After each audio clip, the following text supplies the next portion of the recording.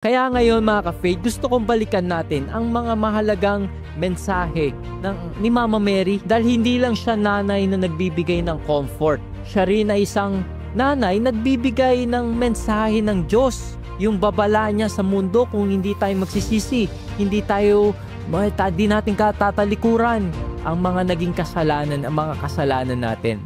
Mga ka-faith, meron akong mahalagang tanong sa inyo. Malapit na nga ba ang World War III? Isang honest question yun. Kasi hindi ka ba natatakot sa mga nangyayari ngayon? Parang sunod-sunod na ang mga balita ng kaguluhan. 'Di ba? Yung Israel at Iran, yung grabe yung nagiging conflict ngayon. Tapos yung Ukraine at Russia, hindi pa rin matapos. Namamagitan ngayon sa China, Taiwan. May mga nagsasabing World War III is coming. May mga nagsasabi namang end times na ito. Kapag binuksan mo ang social media mo, halos lahat ay puro takot, puro tanong, puro haka-haka. Kaya ngayong episode na to mga ka-faith, gusto kong samahan ka at hindi lang para pag-usapan ang mga balita, kundi para tignan ang mga ito sa mata ng simbahan, ng Diyos at ng ating inang si Maria. Alam nyo, mula pa noon, nung panahon ni Jesus, sinabi niya sa Mateo chapter 24, "You will hear of wars and rumors of war, but the end is not yet." Kaya kahit nagkakagulo ang mundo, hindi pa ito mismo ang katapusan. Pero warning ito, wake up call ito. Sabi nga sa Catechism of the Catholic Church, paragraph 675 to 677. Sinabi rin na bago bumalik si Kristo, daraan ang simbahan sa isang matinding pagsubok, isang spiritual deception na ikakayanig ng pananampalataya ng marami. Sabi pa nga sa prophecy, magkakaroon ng persecution, confusion at pagtalikod ng marami sa tunay na pananampalataya. Hindi ba natin ito nakikita ngayon? Ang kasalanang ginagawang karapatan, ang mga utos ng Diyos, tinatawag na outdated.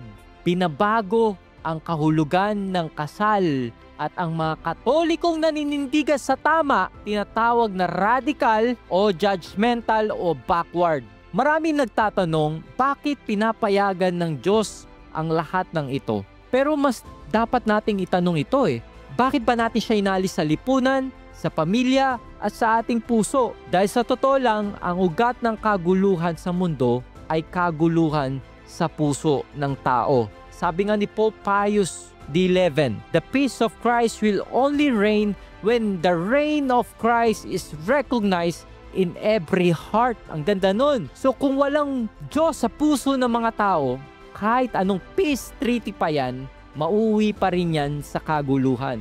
Kaya ngayon mga ka-faith, gusto kong balikan natin ang mga mahalagang mensahe ni Mama Mary dahil hindi lang siya nanay na nagbibigay ng comfort. Siya rin ay isang nanay nagbibigay ng mensahe ng Diyos. Yung babala niya sa mundo kung hindi tayo magsisisi, hindi natin tatalikuran ang mga naging kasalanan, ang mga kasalanan natin. Sabi nga niya noong 1917 sa Fatima, Portugal, di ba nagpakita siya doon sa 3 bata at sinabi niya, "If people do not stop offending God, a worse war will come." Naganap nga ito yung World War II. May third secret sa Fatima na tumutukoy sa persecution ng simbahan, pagbagsak ng mga lungsod at bishop na papatayin abang nagdarasal. Sa panahon ngayon, parang isa-isa nang natutupad ang mga iyon, kung mapapansin nyo. At sa Akita Japan naman noong 1973,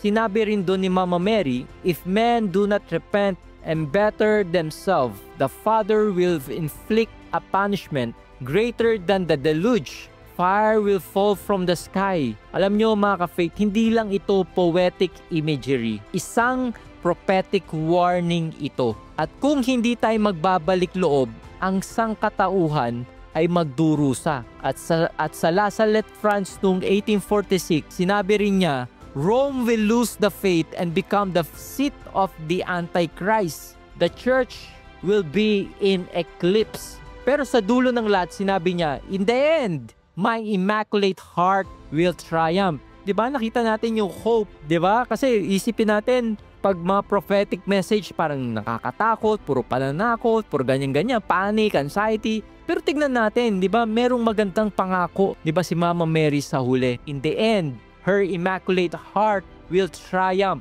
despite ng mga kaguluhan, gera, sakit, kasalanan, or anumang mga nangyayari ngayon sa mundo. Or isipin mo pa yung pinaka-worst, pero sa huli, mananaig pa rin ang plano ng Diyos. Alam niyo mga ka-faith, etong mga mensahe nito, hindi para takutin tayo. Etong mga message ni Mama Mary, ito ay para gisingin tayo sa natutulog nating kaluluwa. Hindi para tayo ay magpanik, kundi para tayo ay magising sa katotohanan. Ang pinakamalaking digmaan ngayon ay hindi sa Middle East. Nasa kaluluwa ng bawat tao.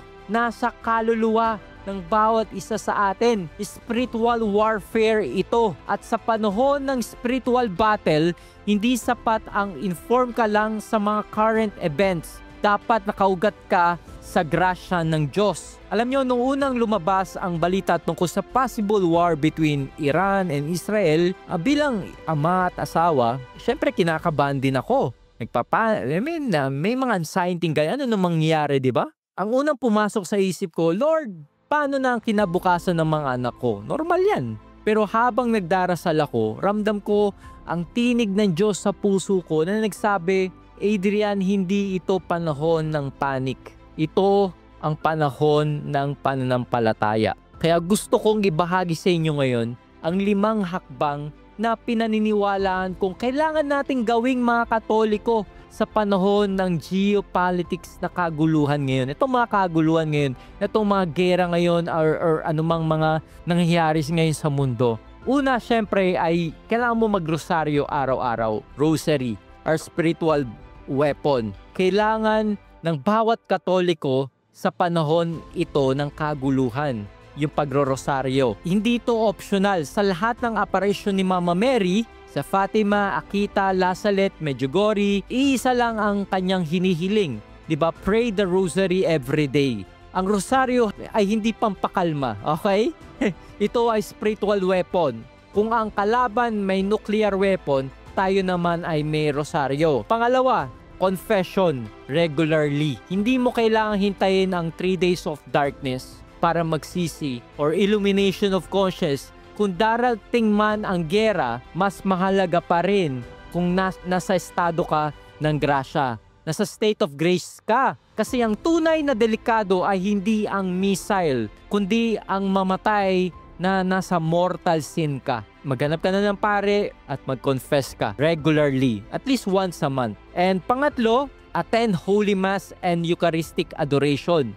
Ang misa ay hindi lang Sunday obligation. Ito ang spiritual powerhouse ng ating kaluluwa. Kasi mismo si Kristo yan eh. Yan ang centrality ng ating pananampalataya. Kaya ka Katoliko dahil sa Eucharist. At sa adoration, hinahasa ang puso mo sa katahimikan at sa presensya ng Diyos sa tunay na kapayapaan. At pang-apat, mamuhay ka ng banal. Be a saint. Ayusin mo ang mga relasyon mo. Tapusin mo yung kasalanan mong paulit-ulit. Ibalik ang disiplina, spiritual discipline. Kung meron kang kinakasama ngayon na hindi mo pa asawa, ayusin mo yan. Magpakasal kayo. Itama nyo yan. Kung may galit ka na may kinikim-kim, patawarin mo na. Kung malamig ka sa pananampalataya, gisingin mo yung apoy na yan. At panglima, consecrate your life to the Immaculate Heart of Mary. Ito ang hinihingi sa Fatima. Ito ang panawagan sa ating lahat na i-consecrate natin ang buhay natin kay Mama Mary. Kung gusto mong mapabilang sa panig ng tagumpay, sumama ka sa hukbo ni Maria, sa Army of Mary. Magpa-consecrate ka. And you can use the 33 Days to Morning Glory by Father Michael Gately as your guide. Alam niyo mga ka-faith, hindi natin hawak ang petsa kung kailan mangyayari ang World War III. You can just guess, assume sa nangyayari ngayon, pero alam nyo, hawak natin ang desisyon kung paano tayo mamumuhay ngayon.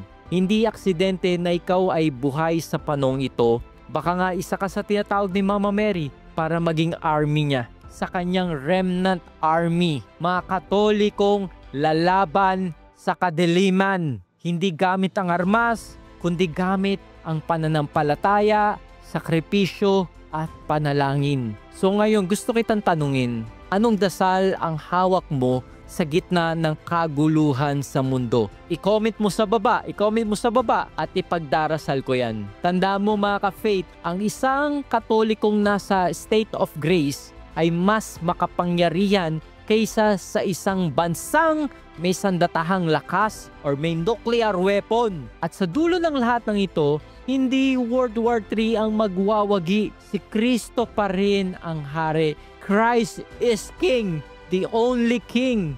At si Maria pa rin ang reyna, ang Queen Mother. At ang kanilang mga anak, ikaw, ako, tayong mga ka-faith, tayong mga Katoliko, ang magtatanggumpay sa huli. Basta mananatili tayong tapat sa simbahang tinayo ni Kristo, at yun ang simbahang Katoliko. Thank you and God bless.